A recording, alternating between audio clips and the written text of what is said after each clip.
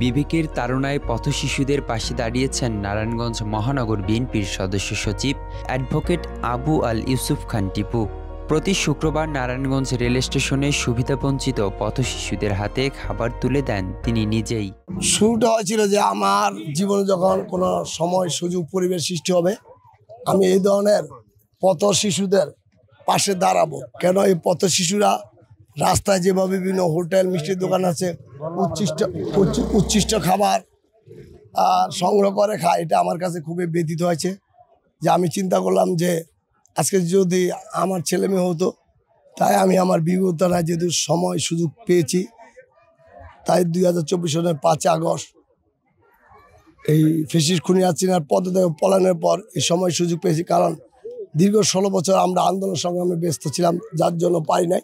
এখন সময় সুযোগ আল্লাহ সময় দিয়েছে, তাই আমি ওদের পাশে দাঁড়িয়েছি। এই সপ্তাহে প্রতি জুম্মাবার দীর্ঘ 9 মাস ধরে ওদেরকে খাওয়াচ্ছি এবং 2 ঈদ, বিজয় দিবস, স্বাধীনতা দিবস এবং ভাষা দিবসও তাদেরকে খাবার দেওয়া হয়।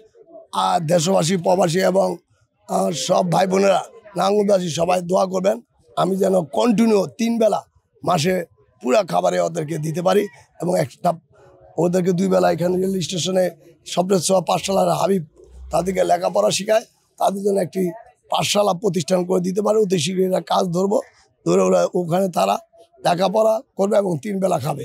এর জন্য আমি আপনাদের দোয়ার সর্বাত্মক সহযোগিতা কামনা করছি। পেট ভরে খাবার পেয়ে আনন্দে মুখর হয়ে ওঠে পথের শিশুদের মুখ। তাদের চোখে মুখে ফুটে ওঠে খুশির ঝিলিক। আমরা পেট ভরে খাইতে মজা মজা লাগে, বলো। হ্যাঁ, কেমন মজা লাগে? আচ্ছা, তোমাদের কি খাওয়াইছে? টিটু স্যার। তুমি কি নিয়মিত খেতে আসো? হ্যাঁ, সবসময় খেতে আসো?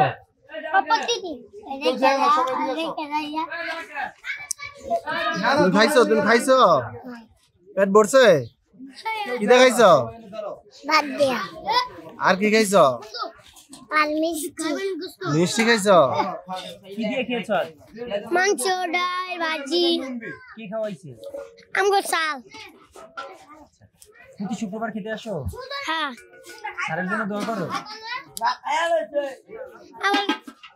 আবার কিছু খেলা, আবার বিস্কুটের খেলালো লসি বান্ধিয়া বিস্কুট ঝুলাই দেয়, তারপর জেল হইতে পারবো, বিস্কুট আর জিতবো। খুশি তোমরা এই খাবার দাবারে? হ্যাঁ, বালা। তোমরা খেয়েছো? হ্যাঁ। পেট ভরছে? হ্যাঁ। প্রতি শুক্রবার তুমি খাইতে আসো এখানে? হ্যাঁ। কি দেখাইলা তুমি আজকে? মাংস দিয়া। শুধু খাবার নয়, নারায়ণগঞ্জে অনাথ, নির্যাতিত ও আশ্রয়হীন শিশুদের জন্য কাজ করে যাচ্ছে আরেক মানবিক প্রতিষ্ঠান স্বপ্ন ছোঁয়া পাঠশালা। অভিভাবকহীন প্রায় 36 জনের মতো পথশিশুর পড়াশোনা, লালন পালন, নিরাপত্তা ও মানবিক সেবার দায়িত্ব নিয়েছেন পাঠশালার প্রতিষ্ঠাতা হাবিব প্রধান ও তার সহযোদ্ধারা। আমাদের এখানে বর্তমান অভিভাবকহীন শিশু আছে প্রায় 36 জন, আর কিছু ময়মুরব্বী আছে যারা প্রতিবন্ধী, এমন আছে প্রায় 13 জন। মোট আমাদের এখানে 50 জন ব্যক্তির মতো আছে যাদেরকে আমরা সাপ্তাহিক খাদ্য এবং তাদেরকে সেবা দিয়ে থাকি। আপনি দেখাশোনা করছেন? হ্যাঁ, এদেরকে পড়ালেখা, লালন পালন এবং সেবা যত্ন আমি করতেছি প্রায় দীর্ঘ 12 বছর যাবৎ। আমার সাথে কয়েকজন ভলেন্টিয়ার আছে, তারাও মাঝে মাঝে আমার সাথে থাকে, তারাও আমাদেরকে সহযোগিতা করে। যদি আমাদের প্রতিদিন 2 বেলা খাবারের ব্যবস্থা হয়, তাহলে খাদ্য এবং শিক্ষার পাশাপাশি আমরা বাচ্চাদেরকে আত্মনির্ভরশীল করার জন্য যে হস্তশিল্প প্রশিক্ষণের ব্যবস্থা তা আমরা করতে পারবো। আপনাদের কাছে অনুরোধ, আমাদের স্কুলটার জন্য মানুষ যেন এইভাবে আগে আসে যে এই বাচ্চাগুলি এখানে আমরা নিছি, আমাদের একটা স্কুল আছে, আমাদের খাদ্য সংকট চলতেছে, তারা যেন তাদের স্ব অবস্থান থেকে আমাদের খাদ্যের একটু সাপোর্ট দেয়। ইনশাল্লাহ আমরা ভালো কিছু করতে পারবো।